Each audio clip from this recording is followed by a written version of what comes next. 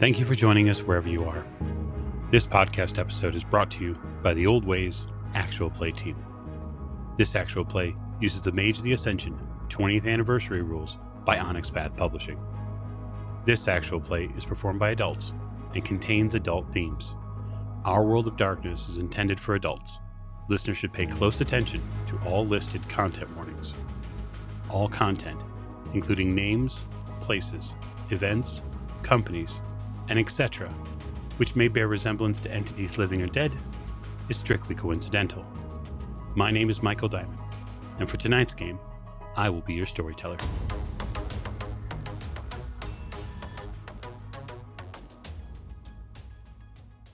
Thank you for joining us again on another episode of the Old Ways Podcast. I am your storyteller this evening, Michael Diamond. My pronouns are he, him, and we are back with Mage the Ascension on the Old Ways, and we are back with The Great Beyond, our second season of the game, the story that never ends, or has only begun. We want to welcome you in, and especially welcome you if you are a Patreon supporter. Thank you so much for supporting this show and helping us do what we do. You make these things possible, and we love you for it.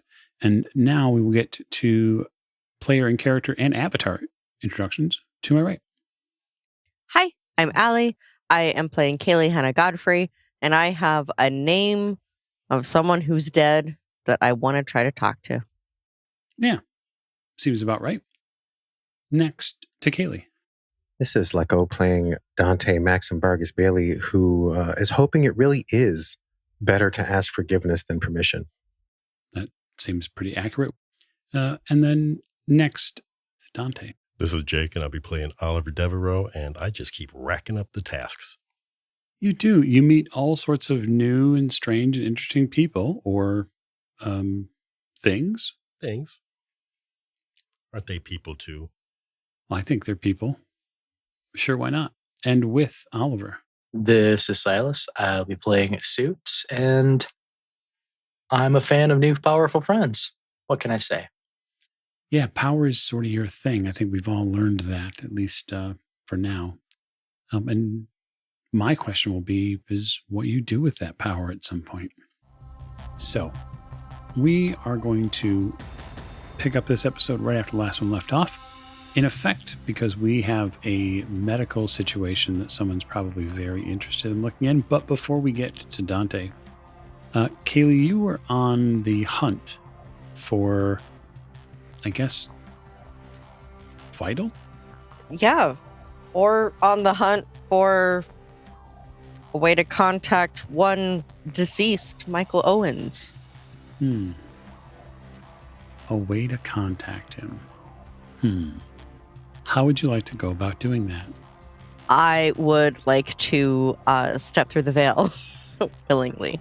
Oh, you would like to breach the gauntlet. I sure would.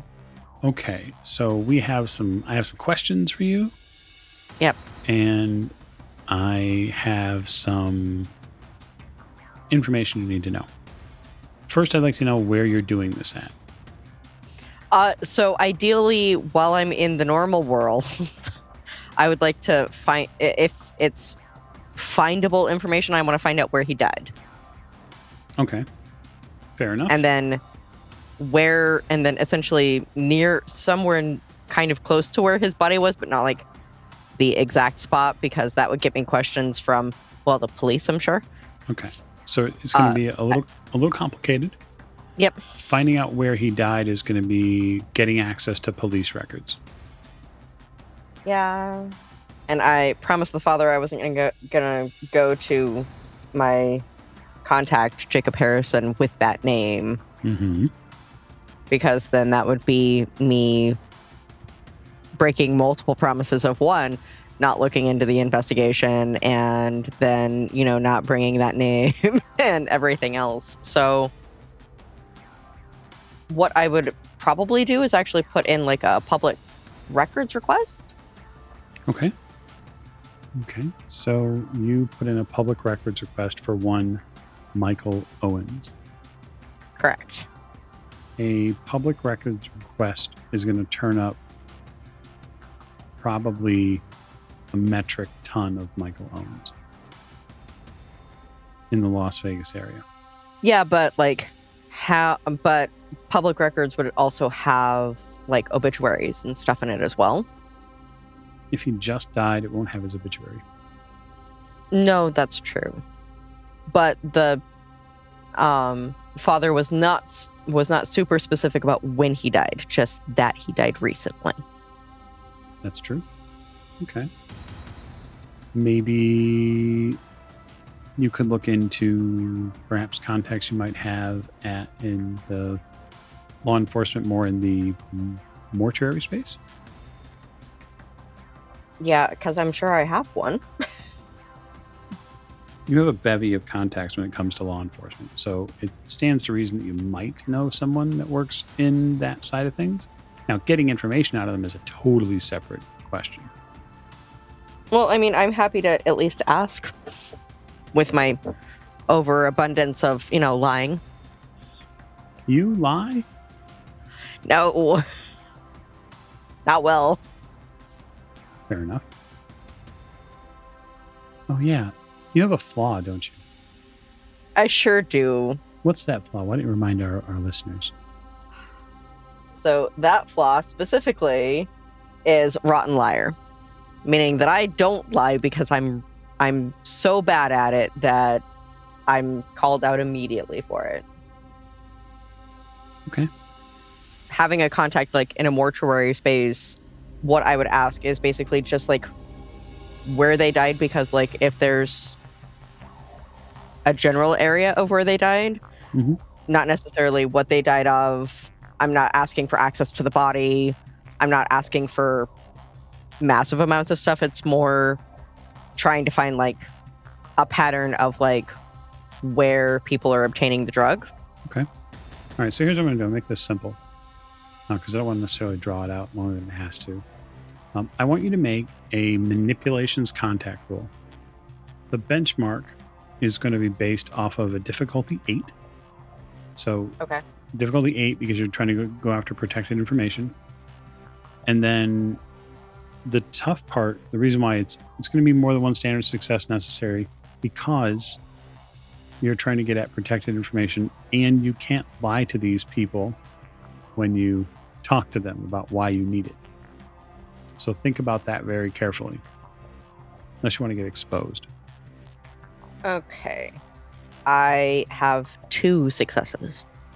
Okay. So you get a ping eventually a few hours later. What you get a ping on specifically is what you believe is one of these spaces where it's down past the strip. It's right before Charleston Boulevard. So that puts it beyond, for those of you who are been to Vegas, it puts you on beyond the majority of where the strip hotels are. It's basically between that and where the Fremont space is. And the ping you get is not on Michael Owens at all. The ping you get is on a little out of the way nurse practitioner office. And you get the name of Janet Owens. And the reason why you get that name is because you get the emergency contact that was listed on whatever data they brought back from Michael Owens' body. And it went to this person. Matching last name will probably mean like either a spouse or a relative. Probably. It's usually how it goes. So I will go pay Miss Janet Owens a visit. Okay. Or Mrs. Janet Owens a visit. It does appear to be Mrs. Okay. So you drive down and you park in front of looks like a sort of a Southwest United States style structure. It looks like it's a series of offices that sit here. There's like a television repair truck. And then along the side, you see a business that says First World Care Clinic. It was like hours. And there's a welcome sign. There's also a no trespassing sign. Well, I'm not trying to trespass, so. Is the clinic open? Yeah, you're going there during the day. There's probably a handful of cars in the parking lot. And there's people walking on the street nearby. And I'll go in and I'll ask to talk to her directly. Okay. They hand you a clipboard. This is a new patient form. You can just take a seat. Yeah. I'm not here to fill out, I'm not here to see her for a medical reason. Okay. Can I ask what you're here for? It's a personal reason. Okay. I'll let the doctor know. Thank you. I'm a bad liar. I'm not gonna pretense this with filling out a form and then waiting to see her and all of that. Plus, I have other things to do today. About 5 minutes pass. Some patients come and go. And eventually a woman with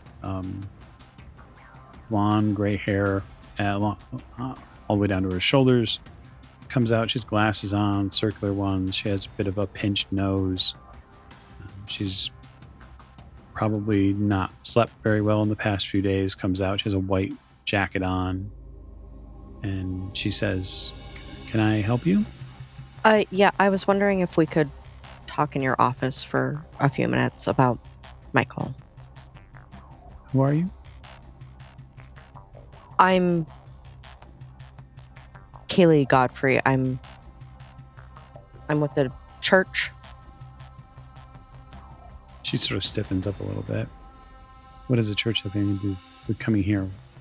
I have some connections with law enforcement, not really super strong ones.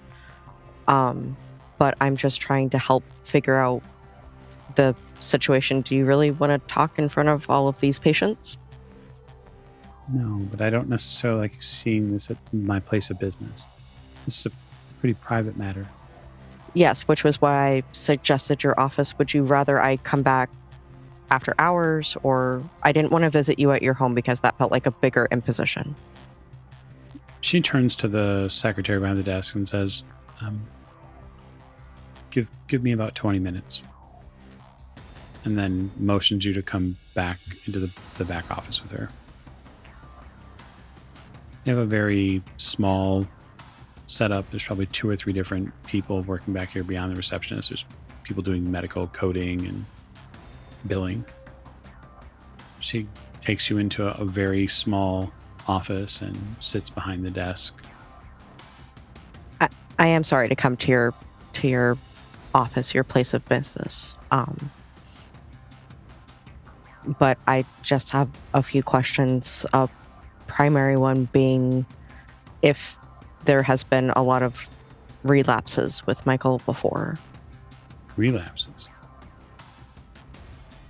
No, he never unlapsed. Michael's been a user most of his life. Has he spent like significant amounts of time away from home as a result? We had a lot of struggles with him after high school. He is a product of a broken home, and that caused a lot of issues. He used his father for as much as he could financially. He feigned going to college. He feigned being a startup businessman. He got into all sorts of partying out in the desert. And then one by one, when all of those other things fell through, he would crawl back to us. And of course, his father would just take him right back in. And eventually I got tired of it. And so we were done. And I was done. I have a serious profession. And I held my hand out for Michael so many times that my arm got sore. Did you know that he was clean and that he was attending counseling sessions with the church? I knew that he was going to the church, but I didn't assume he was clean. He'd been in and out of clinics before. He laughed at the first one. He tried real hard at the second one. And then everything beyond that became about just him bouncing off another wall. He never took actual responsibility for his life when he became an adult. He thought it was all a game. And I understand that you haven't had significant contact with him for a while now. And I understand because that kind of behavior leads to toxic cycles that a lot of people don't wish to engage in. And there's no judgment for me here. I'm mostly just trying to find out about his life because, and especially the last couple weeks, because he overdosed on something that is new, that is having a lot of really bad effects, and the cops aren't even able to figure out like constant symptoms that would be easy to tell. So I'm just trying to get a handle on where he was, where he might have obtained it, so that way I can do what I can to help clear the church in my own way without being a real police investigator, and also to help keep it off the street, because we've seen what the kind of drugs we already have is. We don't need stuff that's more dangerous. And as someone who works in healthcare, I'm sure you can appreciate that too. I certainly don't want anyone else getting mixed up in it. I don't have a lot for you to go on.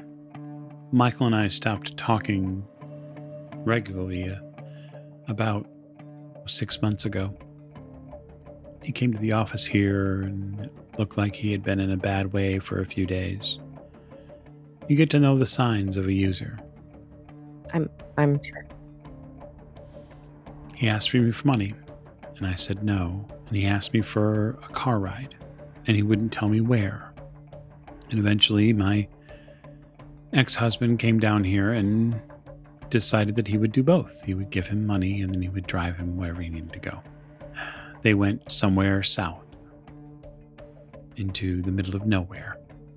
And from what I know, he went to some party in the Mojave. And I didn't hear from him until a couple weeks ago. And sure, he sounded different, but honestly, Miss Godfrey, I can't tell you the last time I heard my son's voice when he was clean. I don't even know what it sounds like. And so maybe he was. Okay, and what did you guys talk about a couple weeks ago when you heard from him again? Oh, he said he had met someone out in that desert that had changed his life. Some guru out there. Some person. And they had been all over the place, and they'd gone to California and come back, and they'd gone south and come back. He said he'd seen the mountains. He didn't make any sense. It's like he'd been in another world somewhere. And is that the last time you talked to him? Yes, that's the last time I talked to him. Are you sure you don't have a badge? You sound like a cop. I am my brain is shorting out because I don't want to tell her that I'm a bounty hunter, but I want to tell her that I'm a bail bondsman. So looking for people is kind of a thing that I do. Oh, you're a bail bondsman that is also employed by the church. I'm not employed by the church. I'm doing the church a favor. I'm not being paid for this investigation. Well, how charitable. I'm sorry, I need to get back to work. I have just one more question. Do you know where they found him after he passed? Yes, they called me. They found him in Bonanza Village. Okay. Thank you for your time, Mrs. Owens. I do really appreciate it. She stands up and heads back to work, making sure that you leave with her. I wasn't going to stick around her office anyway. I had no intention of snooping, so. She doesn't know that. And I'll get my car, and I will bring up my GPS, and I will look for Bonanza Village and head there. Okay, you head that way. So, Dante, you were on a mission to find somebody. Yeah, but that's not really my thing. But while I'm on this mission, while I'm in transit, I do know that Jamie's mechanic, I know where Jamie's mechanic shop is. So I can start there. I don't know if he's there, so I'm going to head in that direction. But while I'm there, I'm going to go ahead and use my super safe hands-free dialing to call Jason and see if he's available. Otherwise, I expect it's depending on the time of day, it's a coin flip as to whether I get his voicemail. So You do get his voicemail. Jason, hey, it's Dante. So I kind of owe you a straight word before anything else. I may have diverted medical assets to stabilize my sister that weren't authorized. Look, you told me that if certainty, is what separates hesitation from action, we can only move forward with what we are willing to commit to, right? So I chose being a brother, which is not necessarily part of our structure. I understand that. If this puts you in a position that you didn't consent to, I'm not going to beg forgiveness, but I'm here to say I know what I did, and I accept whatever sanctions you deem are necessary. If there's restitution to make, I'll make it. I need to make sure my sister's okay. So if you get back to me, great. If not, I expect to hear from you one way or the other. But as of right now, family matters. So see ya. I hang up. Okay, you leave your message. Now where to? On the way, I'm supercharging my adrenal responses and tuning up my nervous system. Response time, tightening my tendons and muscles for maximum explosivity, much like if I were prepping for a performance. And I'm also preparing Q energy for discharge through my epidermis. Interesting. Okay, you arrive at the auto shop. It is open and busy. I will pull into the gate. So the gate to the lot is open where the customers pull in or whatever. Yep. All right, I roll my SUV up on in there. You've been here before. Well, not legally. I wasn't going to bring that up, but I may be familiar with the layout. But yeah, I pull in. Where is he? I see him. you don't actually. All right. I pull up, hop out, look for the help. Hey, look, there's help. Hey. Hey, what's up? You need something?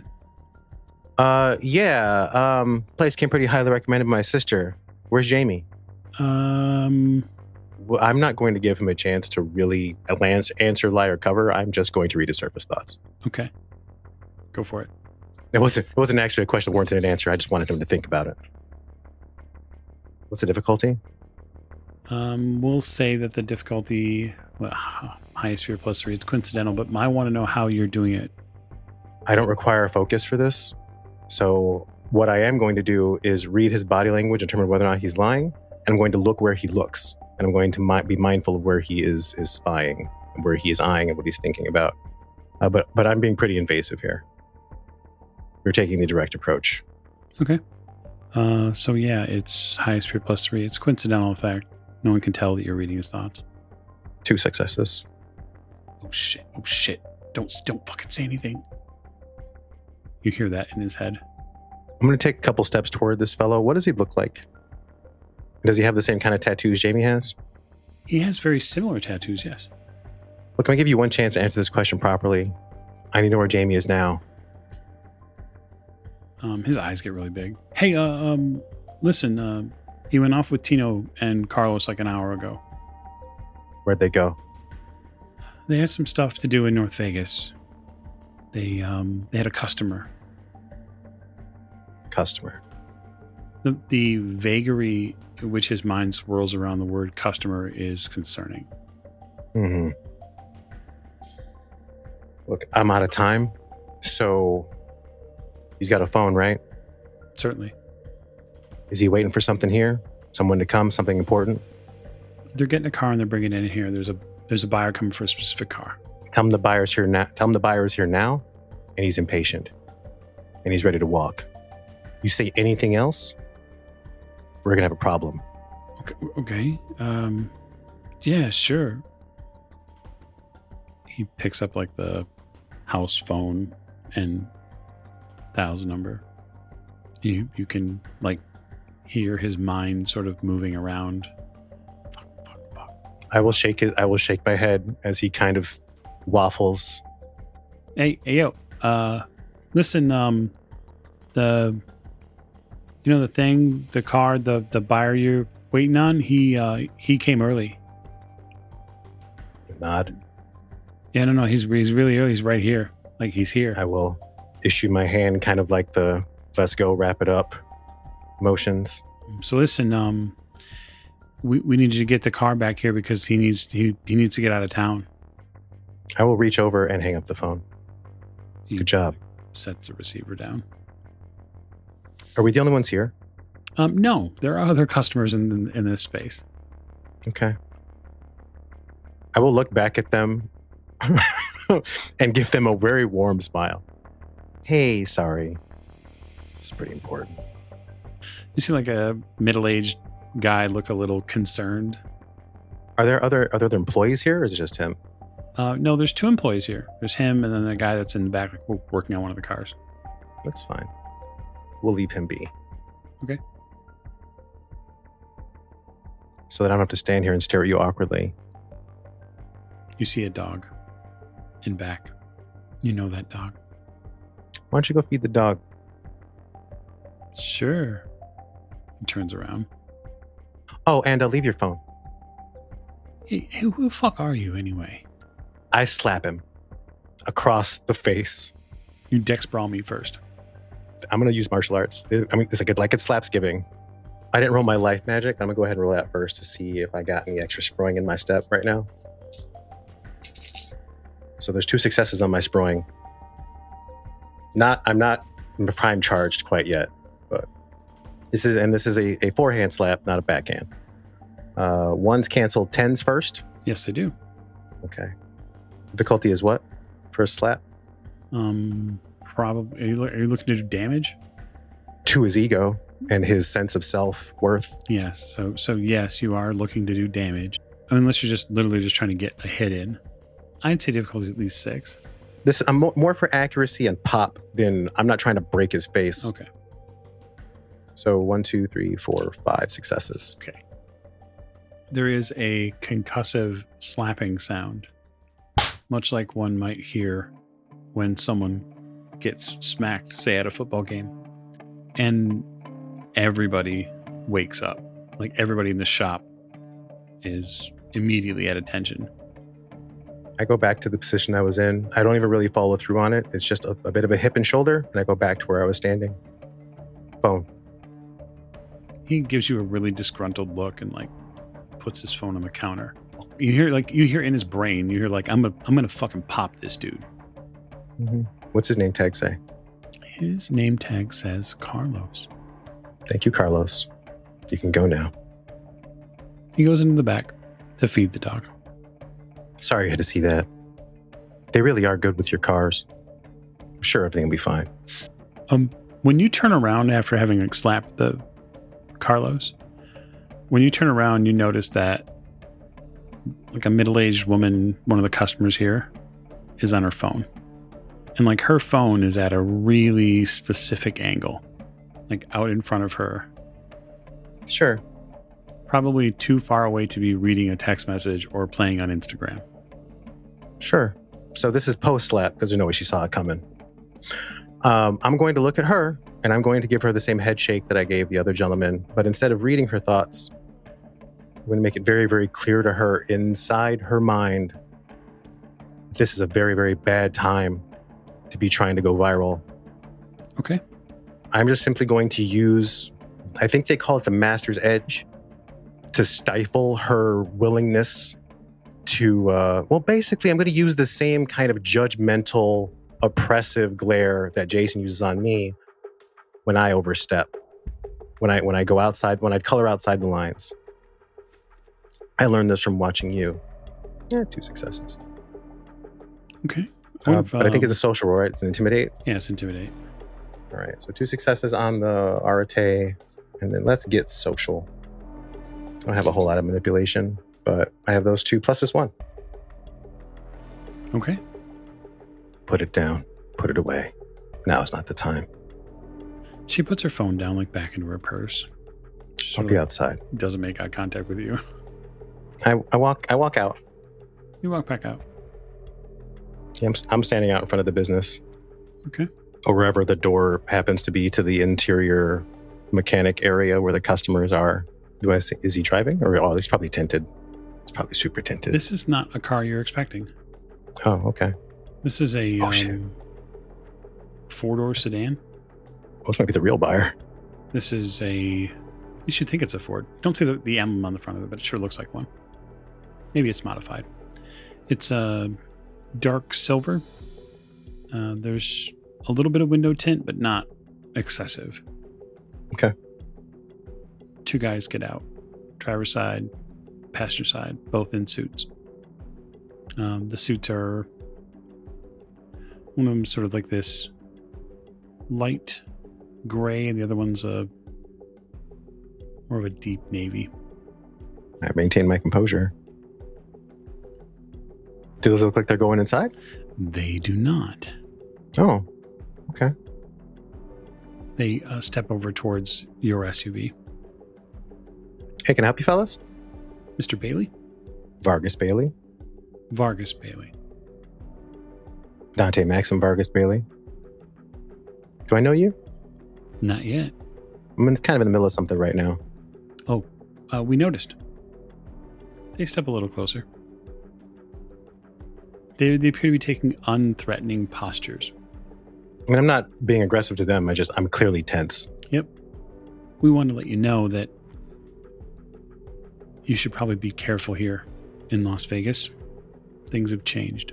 Afraid I don't follow, fellas. Jason will update you a little later today. One of the guys pulls a business card out. You guys are ops.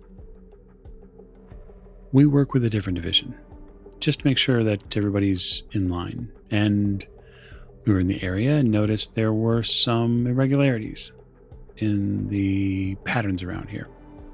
Wanted to make sure everything was... Nothing outside of policy, sir. We wanted to make sure everything was okay. Being entirely honest, I don't have an answer for you yet. I'm fine. I appreciate the concern. Okay. I check the card. This card says Agent Jones. It's very nondescript. Mm-hmm. The other agent gives you a card. Mm-hmm. It's Agent Johnson. You guys are real cute, you know that? All part of the plan. I didn't know that there were any other divisions operating in the area. Oh, yeah, that's sort of a important part of the update. And there are multiple divisions that work this space. There's been a reshuffle organizationally. I'm sure Jason will cover it in the update. I guess I appreciate the heads up. Look, I this is great and all, and I'm pretty sure that it's very, very pertinent to matters of management. But there's a really good chance I'm about to get into a fist fight with some asshole. So unless you guys want to watch, you might want to... Well, we wouldn't want a company asset damaged. The SUV? No. A smile? No, we wouldn't want you damaged publicly. There's an awful lot of eyes and ears out here, Dante. Look, this guy did something to my sister. I'm going to find out what it was. So you can either help me or not. But one way or another, I'm going to find out. You want me to play by the rules? I'll play by all the rules. And there's nothing wrong with me getting a little bit of smudge on my image by beating up my pregnant sister's criminal boyfriend in his front for dogfights and who knows what other criminal enterprise. The agent in the gray suit, Agent Jones, says, yeah, I get it. It's pretty reprehensible stuff. Just take care of where it happens at, okay? I will visibly relax and I will allow, I guess, the accumulated Q point energy to return to its normal flow. Okay. And I hear my fucking watch beep. Oh, look. 98.6 degrees. Resting heart rate is normal. Good. Glad you have everything under control. Look, the doc was doing me a favor, okay? Can you... Agent Johnson looks at you, the guy in the dark navy suit. Those are not our resources. All right, cool. Just, you don't know. Look, oversight is oversight. And I mean, I point to them like, you guys scream Big Brother, so who knows, right? We are always watching. That's our job.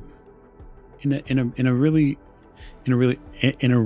eerie motion, they put sunglasses on, like in tandem. Sons of bitches. Oh. And then they turn back to the car. I hate that I love you guys. And they leave. I will leave you there momentarily. So, Oliver, you have a quest, a brand new quest, and now a new benefactor. Yeah. Okay, what do you got to do? I need to find a game. Okay. And I suppose I can make some phone calls for that. I also have to go and investigate that university or college that we told Dante that we would do so. So I'll make calls on the way there. Okay, so you're making calls to try to find a high roller game. Yeah. I'm going to use my Vice knowledge. Ah, yes, Vice. How high of a high stakes game are you looking for? Well, I don't have a lot of money, so I can't go too high. Okay. Right now. So I'll give it to you like this. There are high roller tables at every single Las Vegas casino. So if you're trying to get into a common game at a local casino, that is not tough. You just literally have to be able to money. But what you're looking for is a private game. Right. Of rich people who like to fuck off with their money and have people like you as a ringer come in and tool them up for a day or whatever it is to try to vacuum as much cash out of them as you can. That's a way harder proposition, but not impossible given someone like you and your connections. So I'll say it's difficulty 8, required success is 2, and it's not something you can spend willpower on. Okay. 3. Okay. So you get in touch with somebody you affectionately call Ray the Bagman. So Ray is a holdover from a completely separate era of Las Vegas. He's like the grandson of probably a 60s or 70s mobster who helped work the Sands or another of these casinos. But Ray is still plugged into a lot of people that like to play.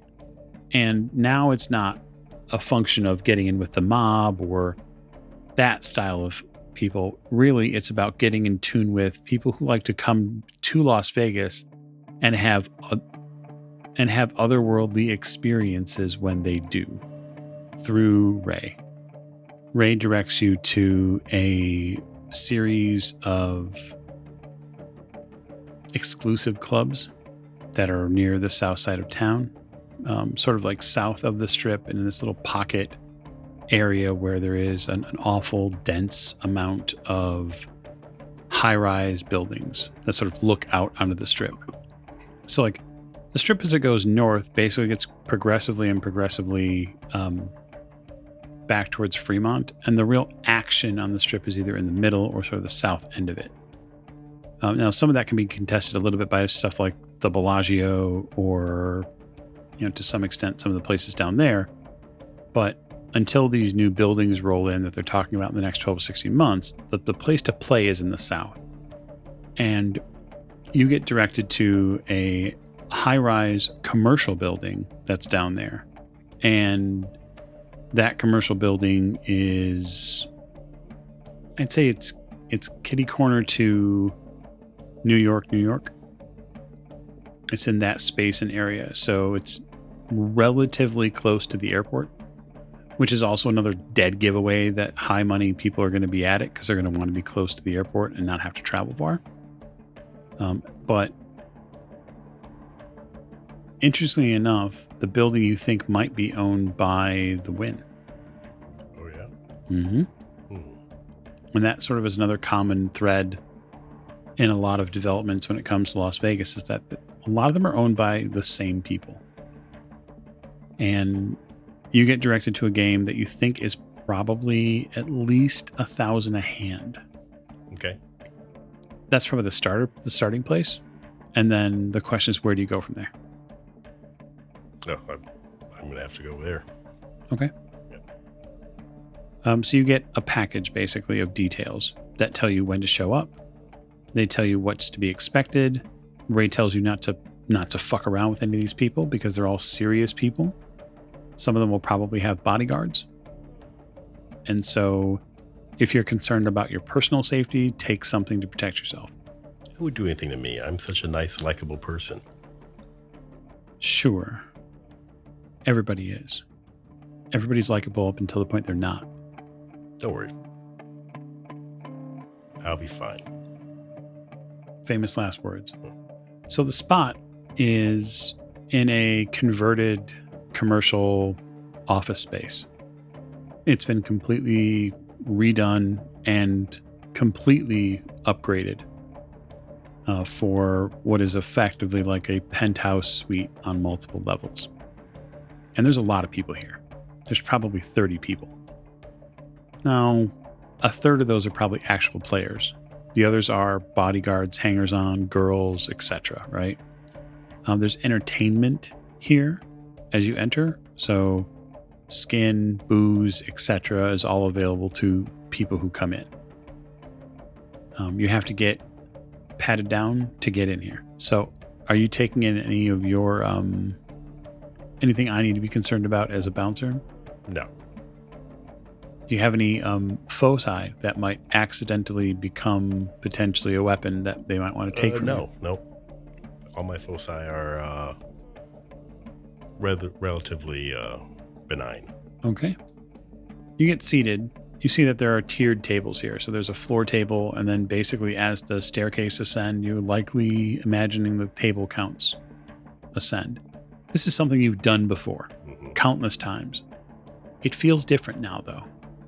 Now you're an awakened mage. And you know that reality is waiting for you to step wrong. And the last time you were at a place like this... That definitely does not escape me. Yeah, the building blew up. The building blew up. Okay. You sit down. The stakes are simple. You need to find a way to earn $350,000. I have 60 days, so this game is really relatively just to earn enough seed money to move to a bigger game. I like that idea. Let's see how you do. Do I roll with it? Gambling and intelligence? Perception? Honestly, if I'm making a gambling roll, I bet it's wits. Gotcha. I should say that. Let me give you the option. How do you think you play? Does Oliver play by the seat of his pants, or are you a card counter? Oh, I'm a card counter. Okay, so then it's definitely intelligence. And then are you playing sort of level on the table? You're not trying to induce any mystical advantages?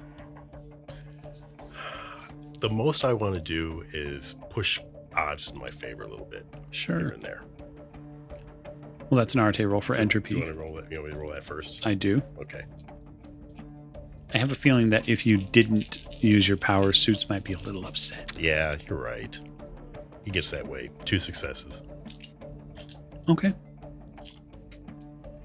2 successes. you will end up pushing the odds slightly into your favor. We'll just bear that in mind when I make my roll. 7s. Mm-hmm. 3. Okay.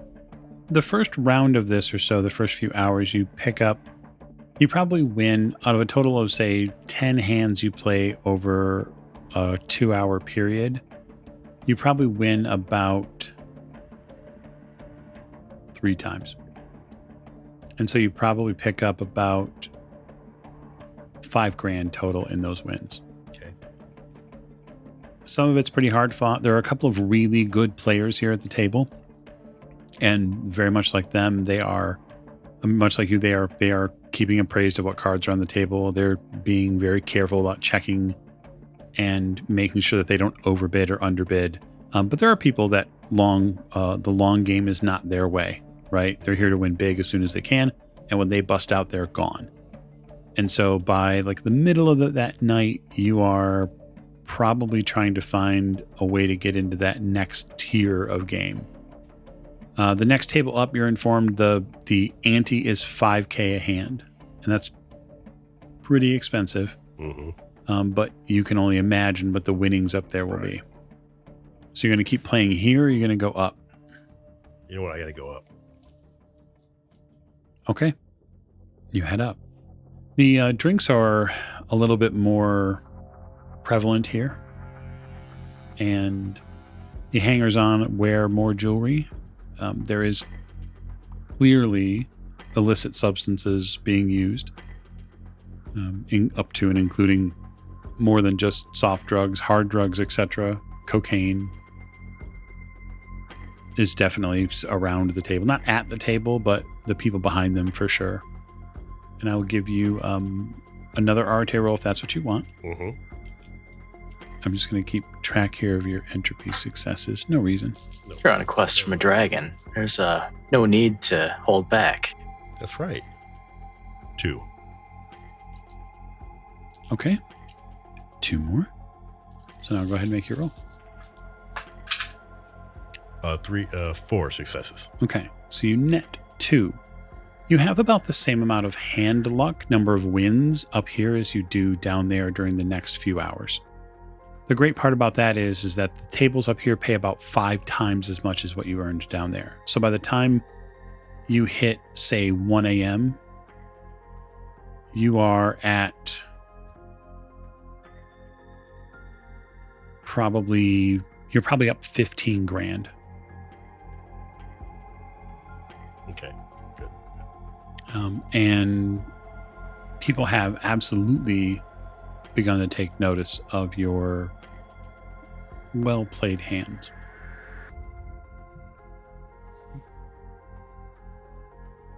The table ante above this tier is $25,000. Then I need at least $25,000. So you're going to stick here for a bit. Yep. Okay, give me one more roll. Arte. If that's what you want. That's what I want. Okay. 1. Okay.